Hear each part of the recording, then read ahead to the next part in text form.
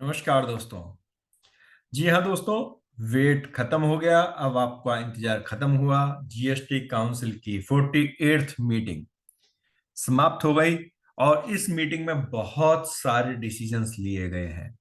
वो डिसीजंस क्या लिए गए, क्या क्या इम्पैक्ट आने वाला है, सब कुछ आज हम इस वीडियो में डिस्कस करेंगे, डिटेल में डिस्कस करेंगे। वीडियो थोड़ी लंबी जरूर होगी, लेकिन हम पॉइंट बाय पॉइंट सभी चीजों को कवर करने की कोशिश करेंगे।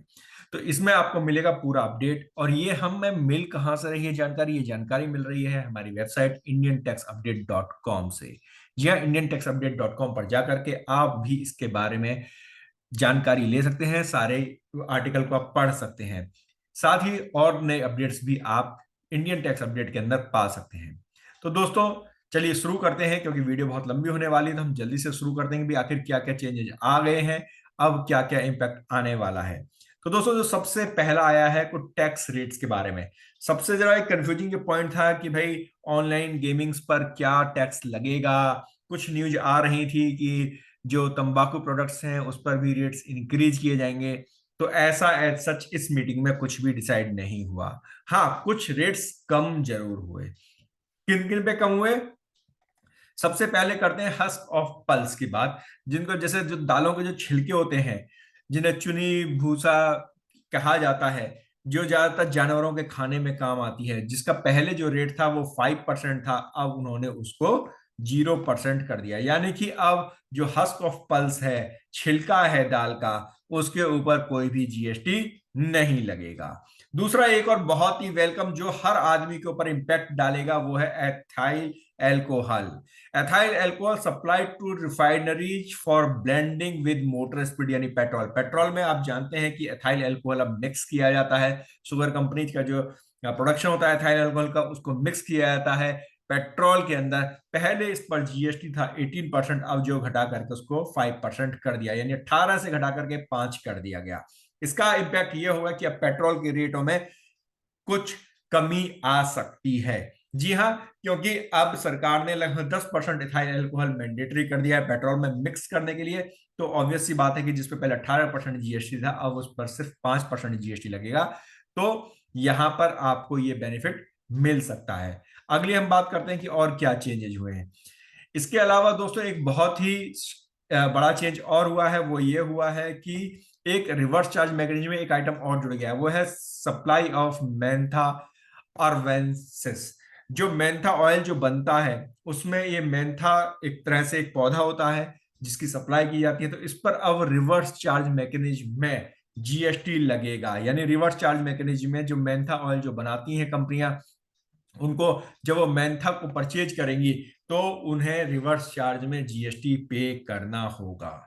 इसके अलावा गवर्नमेंट जीएसटी काउंसिल में कुछ क्लैरिफिकेशंस दी गई, क्योंकि कई बार कंफ्यूजन रहता है कि भाई ये प्रोडक्ट जो है वो किस चैप्टर में कवर होता है, किस इस पे क्या टैक्स रेट लगना चाहिए। तो कुछ इन्होंने क्लैरिफिकेशंस दी हैं। जैसा कि एक क्लैरिफिकेशन दी है रब के बारे में। रब सालावत को उन्होंने कहा है कि 1702 चैप्टर हेडिंग के अंदर आता है और उस पर जीएसटी का रेट 18% लगेगा। इसी तरह से फेरमस जो मैन्युफैक्चरर है, उनको भी उन्होंने बताया कि भैया इनकी जो चैप्टर हेडिंग है वो 19059030 है, और इस पर भी जो जीएसटी का रेट लगेगा वो 18% का रेट लगेगा। एक चीज और उन्होंने क्लैरिफिकेशन दी है, बेसिकली क्लैरिफिकेशन दी है कि भैया जीएसटी के रेट कितने लगने हैं। तो जो एसयूवीज हैं, एसयूवीज पर जो कंपनसेशन, जो बड़ी गाड़ियां होती हैं उन पे कंपनसेशन सेस जो है वो 22% लगता है।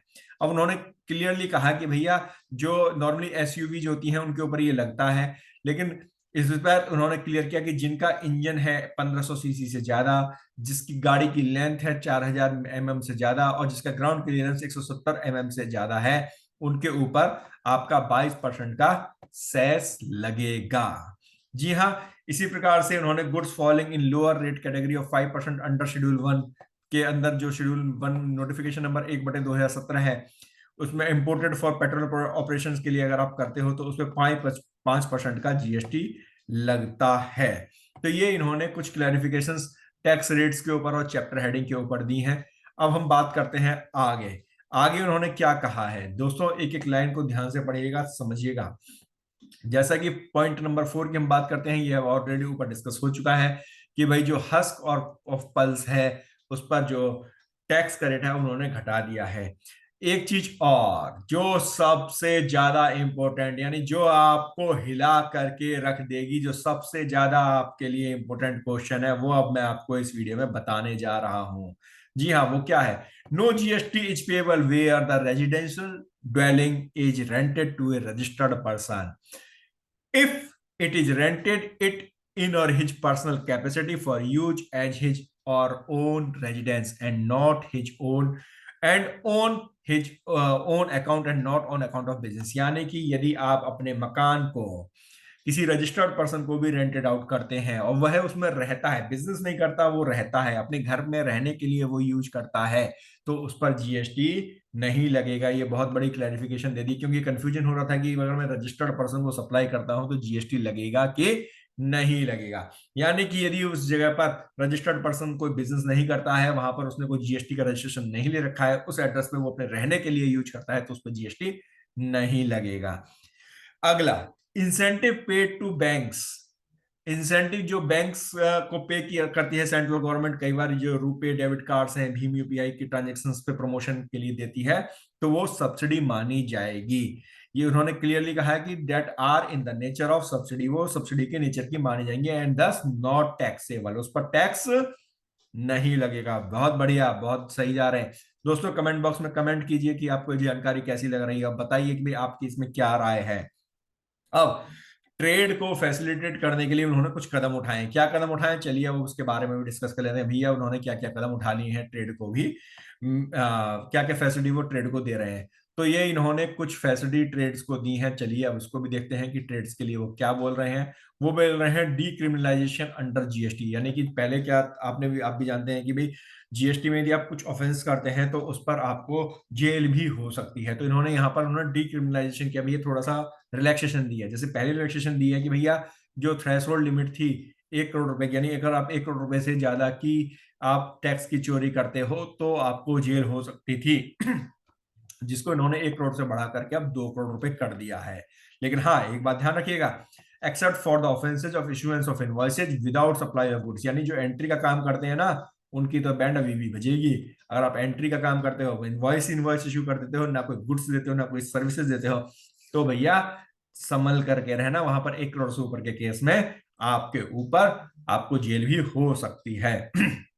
इसी प्रकार से कंपाउंडिंग अमाउंट की जो पहले रेंज थी वो 50 से 150% थी, अब उन्होंने उसे घटा के 25 से 100% कर दी है। इसी प्रकार से सेक्शन 132 की क्लॉज जी, जे और के अंदर जो ऑफेंसेस है, कौन कौन से, ऑब्स्ट्रक्टिंग और preventing any office in discharge of his duty, यानी आप कभी ऑफिसर को रोकते हो भैया अपने काम करने से, या deliberating tampering the material evidence, या एविडेंस को आप वो कहते हैं टेम्पर करते हो, या अपनी इंफॉर्मेशन आप जब गवर्नमेंट मांगती है, जब ऑफिसर्स मांगते हैं तो नहीं दे पाते हो, तो उस समय भी जेल के प्रावधान थे वो उन्होंने डीक्रिमिनलाइज कर दिया कि भैया अब इस केस में आपको जेल नहीं होगी। अगला पॉइंट नजर आ रहा है, 2 नंबर पॉइंट। सोच रहे हो यार ये क्या आ गया, बहुत बड़ा पॉइंट एक आपके सामने मैं लेकर के आ रहा हूँ, रिफंड टू अनरजिस्टर्ड पर्सन। जी हाँ, अब अनरजिस्टर्ड पर्सन को भी रिफंड मिल सकता है। वो कैसे मिलेगा?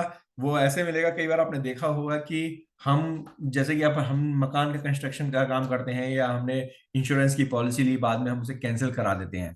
तो होता क्या है कि जब हम पॉलिसी लेते हैं या हमने कंस्ट्रक्शन के लिए कोई काम किया, हमने उसे पैसे दिए, उसने जीएसटी हमसे चार्ज की, वो कहता है कि भाई साहब अब क्या कहते हैं, मैं आपको पैसे तो लौटा दूंगा लेकिन जीएसटी नहीं दे पाऊंगा। क्यों? क्योंकि उसके क्रेडिट कार्ड जो क्रेडिट नोट इशू करने की जो डेट है वो भी निकल चुकी है। तो उस केस में इन्होंने कहा है कि अब हम क्या कहते हैं, एक सर्कुलर जारी करेंगे और प्रोसीजर बताएंगे कि भैया उस केस में आप रिफंड कैसे ले सकते हो, अनरजिस्टर्ड पर्सन रिफंड को कैसे ले सकता है। जी हाँ दोस्तों, बहुत शानदार, बहुत बढ़िया डिसीजंस इस जीएसटी काउंसिल के अंदर लिए गए हैं। इसी प्रकार से point number 3, facilitate e commerce for micro enterprises. Micro enterprises के लिए भी इन्होंने एक फैसिलिटी दी है। उसके उसमें अब जो अनरजिस्टर्ड सप्लायर्स, वर्ड यूज देखिएगा इसमें, इस वर्ड पे आप ध्यान दीजिए, जिस वर्ड को मैं बोल रहा हूं आपसे, अनरजिस्टर्ड सप्लायर्स और कंपोजिशन टैक्सेबल पर्संस अब intra state supply e commerce operator के थ्रू कर सकते हैं। तो उसके लिए भी ये कंडीशंस निकालेंगे, और ये शायद जो उम्मीद कर रहे हैं कि 1 अक्टूबर 2023 से ये इफेक्टिव हो जाएगी, यानी अभी इसमें लगभग 10 महीने 11 महीने का समय लगेगा। इसके ऊपर पूरा एक प्रोसीजर अभी गवर्नमेंट जारी करेगी। इसी प्रकार से इन्होंने अगले पैरा नंबर 7, 8 में इन्होंने कुछ चेंजेस और किए हैं। और रिफंड के केस में कि भाई ये कहा है such a supply of goods from a place outside and taxable territory to another place outside the taxable territory high sea sales और supply to warehouse goods before the home clearance outside the preview of GST in order to remove the doubts and ambiguities regarding taxability of such transaction activities during from 1/7/17 to 31/1/2019, the council had recommended to make a sad parage under effective from 1/7/2017, यानी कि जो outside territories में जो हम या high सी cell करते हैं उसके ऊपर टैक्स के ऊपर कुछ इश्यूज चल रहे थे, उन्होंने कहा इसको हम बैकडेटेड कर देंगे, सारे क्लैरिफिकेशन हम इसमें बैकडेटेड एप्लीकेबल हो जाएंगे, रिफंड अब आपको आसानी से मिल जाएगा। अगला point, the council has recommended to amend sub rule 1 of section 37 of CGST act respectively with effect from 1/10/2022। Basically इसमें मैं आपको बताता हूं कि होता क्या है कि जब आप कोई आप सप्लाई लेते हो तो विद इन 180 डेज आपको उसका पेमेंट करना होता है, अदरवाइज आपको रिवर्सल करना होता है जीएसटी का। तो यहाँ पे उन्होंने कहा है कि अब आप रेट्रो क्या कहते हैं, इसमें वो थोड़ा सा प्रोपोर्शनेटली अब आप क्या नाम है वो उसका हम क्या करेंगे कि रिवर्सल करेंगे। आप पूरा रिवर्सल नहीं करेंगे, प्रोपोर्शनेटली आप उसका रिवर्सल करेंगे। तो ये भी एक वेलकम डिसीजन है पर्संस के लिए जो पेमेंट नहीं कर पाते हैं या उन्होंने पार्ट पेमेंट किया है पूरा पेमेंट नहीं किया है, तो उनके लिए एक वेलकम डिसीजन है। ये सेम ही है, पॉइंट नंबर 6 भी लगभग उसी की बात कर रहा है, कह रहा है भाई इसके लिए एक मैकेनिज्म बनाया जाएगा। तो मैकेनिज्म चलिए आ जाने दीजिए, तब इसके बारे में डिटेल में डिस्कस करेंगे। अगली हम बात करते हैं कि ये कहते हैं sir rule 3 of rule 108 and rule 109 of CGST rules 2017 to be amended to provide clarity on requirement of submission of certified copy of the order. So ये बेसिकली अपील्स वगैरह के केस में आपको इन्होंने कहा है कि हम इसमें थोड़ी सी क्लैरिफिकेशंस और लेकर के आएंगे जिससे कि कंप्लायंस आसान हो सके। पॉइंट नंबर 8 भी आपकी कंप्लायंस से रिलेटेड है। इसमें विड्रॉल की बात है कि आप एप्लीकेशन को विड्रॉ करना चाहते हो तो आप विड्रॉ कर सकते हो, उसकी स्पेसिफिक स्टेजेस होंगी, वो भी एक क्लियर करेंगे, फैसिलिटी ये प्रोवाइड कराएंगे। इसके अलावा पॉइंट नंबर 9 बहुत शानदार, एक बार फिर से आप लोगों के लिए बहुत ज्यादा काम का आने वाला है। Circular to be issued to clarify that no claim bonus offered by insurance company to be to the insured is an admissible deduction for the valuation of insurance service, यानी कि जो नो क्लेम बोनस है उसको as a deduction allow किया जाएगा जब valuation निकाली जाएगी इंश्योरेंस सर्विस की। तो यहाँ पर एक कंफ्यूजन चल रहा था कि जी जीएसटी किस वैल्यू पे लगेगा, नॉर्मल वैल्यू पर, या अगर नो क्लेम बोनस है एनसीबी यदि है तो क्या वो वैल्यू डिडक्ट होगी या नहीं होगी। तो यहाँ पे उन्होंने क्लियर किया है कि हाँ वो वैल्यू डिडक्ट होगी। Point number 10, circular to be issued for clarifying the issue of treatment of statutory dues under GST law in respect of taxpayers from whom the proceeding has been finalized। तो भैया bankruptcy codes के according उनसे कैसे उनसे पैसा वसूल किया जाए इसके बारे में सर्कुलर वो बताएंगे, क्लैरिफिकेशंस देंगे। चलिए तो ध्यान रखना भैया कि अगर कोई डिमांड आ जाए तो टाइम से उसका पेमेंट जरूर कर देना। Sub rule 3 of rule 12 of CGST rules 2072 amended to provide the facility to the registered person who are required to collect tax. तो टीसीएस के केस में भी वो कह रहे हैं कि थोड़ी सी हम क्लैरिटी और आपको प्रोवाइड कराएंगे। तो चलिए भैया ये तो क्लैरिटी देंगे, जब क्लैरिटी आएगी तो उसके बारे में और हम डिटेल में आपसे डिस्कस करेंगे। चलिए आगे बढ़ते हैं, मैं थोड़ा सा स्पीड में से चल रहा हूं नहीं तो वीडियो बहुत लंबी हो जाएगी, आप बोर हो जाओगे, बहुत सारा कुछ है इसमें बताने के लिए। चलिए अगली बात करते हैं, सब रूल 3 हो गया हमारा। Point number 12, circular to be issued for clarifying the issue pertaining to the place of supply. Place of supply transportation के केस में क्या लगेगी, इस पे भी वो एक सर्कुलर इशू करेंगे। तो जैसे सर्कुलर आएगा हम उस समय इसको डिटेल में डिस्कस करेंगे। Point number 13, issuance of following circular. Circulars एक और आने वाला है, आपके पास भी आए होंगे 17, 18, 18 19 के नोटिस 3B वर्सेस 2A के लिए। तो कह रहे हैं कि इसका कैसे इसका वेरिफिकेशन किया जाएगा, किस तरह से इसको हम लोग वेरीफाई करना है, ये सर्कुलर आने वाला। तो बहुत अच्छी बात है, बहुत वेलकम है, क्योंकि बहुत लोगों के पास में ये नोटिस आए हुए हैं। अब आप इन नोटिस इस सर्कुलर को देखने के बाद उसके अकॉर्डिंग ही आप अपना वेरिफिकेशन और अपना केस को आगे बढ़ा सकते हैं। Clarifying the manner of determination of demand, redetermination of demand के ऊपर भी क्लैरिफिकेशन दी जाएगी, और ई इनवॉइसिंग के ऊपर भी ये क्लैरिफिकेशन देंगे। तो चलिए क्लैरिफिकेशन जब आएंगी तब इसके बारे में डिटेल में डिस्कशन किया जाएगा। अगला point, measures for streaming compliance in GST. भैया जीएसटी कंप्लायंस को आसान करने के लिए भी इन्होंने कुछ मेजर्स लिए हैं। क्या क्या मेजर्स लिए हैं, चलिए। Proposal to conduct a pilot in state of Gujarat. Gujarat में ये आधार ऑथेंटिकेशन कर रहे हैं भैया फिजिकल वेरिफिकेशन रजिस्ट्रेशन के लिए, ताकि भैया की कोई गलत आदमी ना करे। इसमें मैं अगला पॉइंट बहुत ध्यान से सुनिएगा भाई साहब, अब तो आप हिल जाओगे इस पॉइंट को देख करके। अब तो बैंड बजने वाली है, बैंड बजेगी अब हर एक की। कोई फेक रजिस्ट्रेशन नहीं हो पाएगा। क्यों नहीं हो पाएगा, पढ़िए।